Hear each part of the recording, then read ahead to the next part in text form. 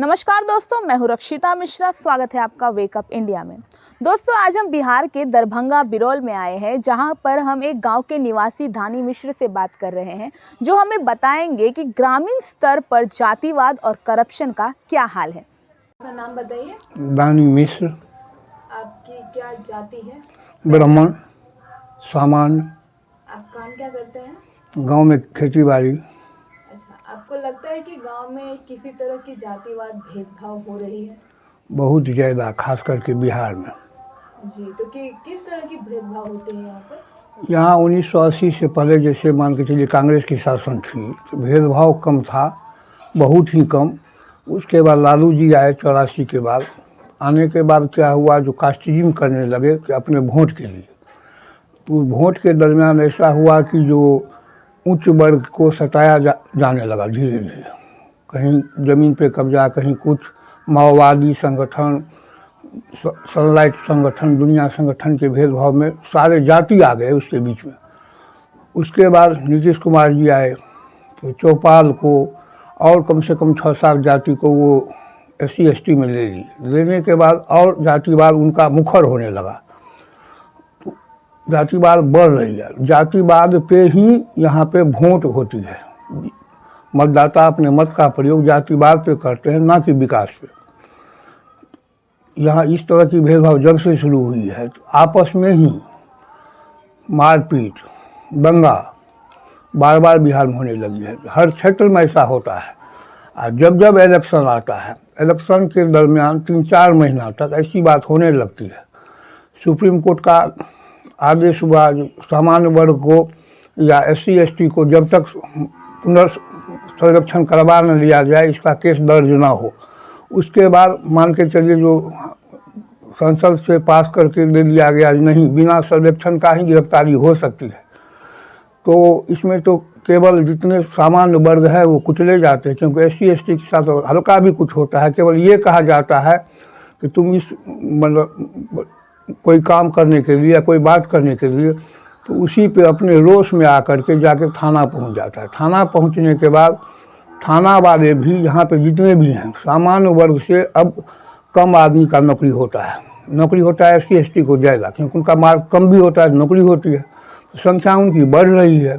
Police से लेकर, प्रशासन से लेकर के कार्यालय तक उनकी सुनी जाती है। और गलत भी बोलते हैं तो ऐसा होता है कि उसी का बात सत्य माना जाता है, जिस पे कि यहाँ आपस में जातिवाद का इतना विभेदीकरण हो चुका है कि वोट हो या सामाजिक कोई काम, सारे बीच में जातिवाद का ही नाम आता है। तो आपको लगता है कि ब्राह्मणों के साथ गलत हो रहा है? नहीं, ब्राह्मण ही नहीं है इसमें। सामान्य जाति में जैसे राजपूत, लाला, भूमिहार, सारे जाति, लेकिन भूमिहार की संख्या बिहार में ज़्यादा है और वो दबंग हैं, मजबूत हैं, खेती बाड़ी से लेकर दुनिया तक, तो उन पर उतना प्रभाव नहीं पड़ता है। खास करके मिथिलांचल के ब्राह्मण का, जिसका कि अब की स्थिति ऐसी हो गई है कि उनके बाल बच्चे को बीघा, 1.5 बीघा, 2 बीघा जमीन हिस्सा होने लगा है, जिसका अपना भोजन में भी कमी आने लगी है। नौकरी होती नहीं है, बाल बच्चे बेरोजगार होकर गांव में रहते हैं। गांव में रहने के दरमियान वो कुछ न कुछ गलत ही करते हैं। और गलत करने का ये तरीका होता है कि आपस में वो लोग कुछ न कुछ गलत कर जाते हैं। तो आपको लगता है कि भेदभाव अकॉर्डिंग टू फाइनेंशियल स्टेटस, यानी कि हमारे पास जिस हिसाब से पैसे हैं, प्रॉपर्टी है, उस हिसाब से भेदभाव की जाती है? जी ना, ऐसी बात नहीं है। बात ये होती है कि आर्थिक स्थिति तो का भाई भाई में लड़ा लेता है, लेकिन आर्थिक स्थिति की कमी होने के कारण इस जात को खास करके SC ST के द्वारा कुचला जाता है बिहार में।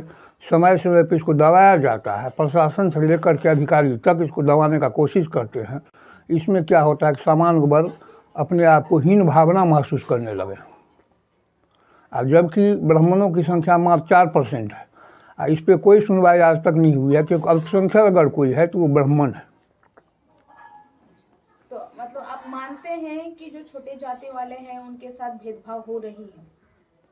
नहीं, उनके साथ तो बहुत सुधार हुआ है। जैसे मान के चलिए उसका मनरेगा में उसका जॉब कार्ड में नाम आना, राशन। लेकिन ये मनरेगा एंड ऑल ये सब तो बहुत पहले से चलता है। बहुत पहले से चल रहा था, धरातल पे तो नहीं आई थी ना, अब आई है। लेकिन उसमें भी तो अब ये संयोग हो गया है कि मनरेगा में जो मजदूर काम नहीं करता है, 6 ठेकेदार उसमें काम करते हैं, तो उसको मात्र 200 रुपये दिया जाता है, बाकी पैसा वो दबंग व्यक्ति छोटे कास्ट का ही जो ठेकेदार होते हैं वो सारे पैसा ले लेते हैं। तो इन सब चीज़ों के खिलाफ बोला नहीं जाता? बोला जाता है, खूब बोला जाता है। एसडीओ साहब को जाके कहने के लिए जाइए तो एसडीओ साहब कहते हैं कि ये काम डीडीसी का है, मेरा नहीं है, जबकि इनका अधिकार है इस चीज़ को देखना सुनना।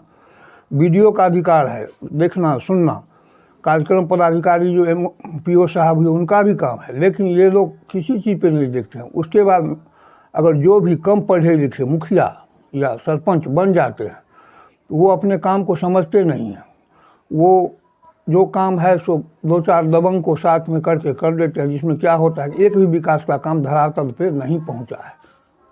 अच्छा, तो गांव में जो कम पढ़े लिखे मुखिया बनते हैं वो सब तो आप लोगों के ही समर्थन से बनते हैं?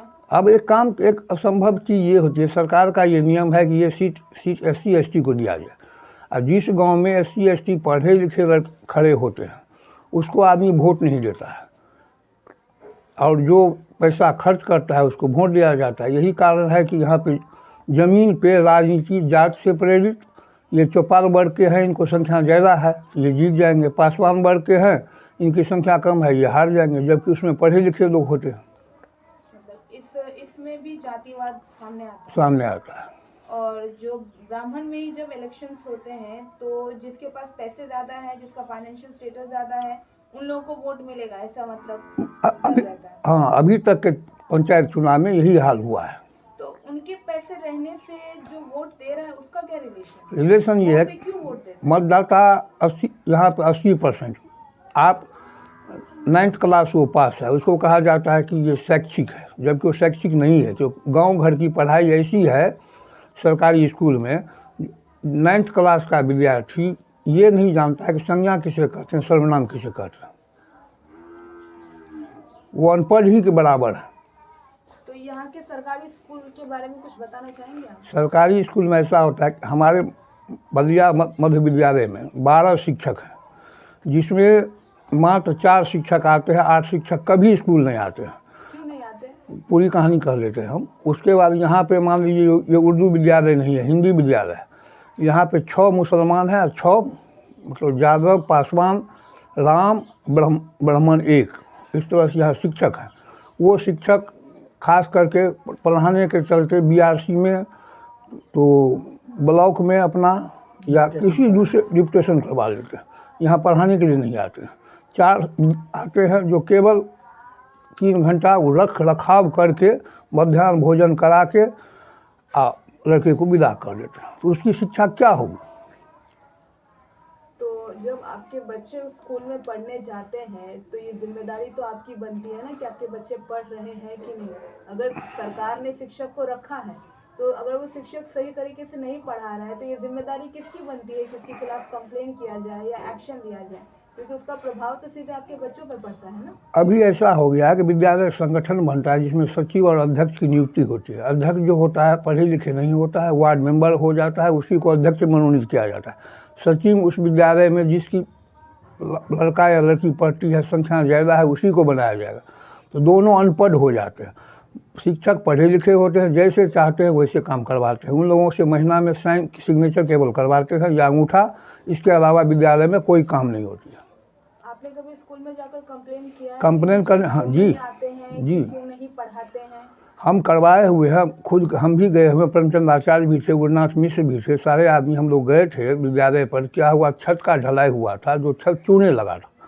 तो कहने के लिए उस पर हेडमास्टर उस समय में गोविंद झा थे, जो फौजदारी मुकदमा हम लोगों पे कर दिए, ये रंगदारी मांगने आए हैं। उनको कहे जा, रंगदारी का क्या मतलब है?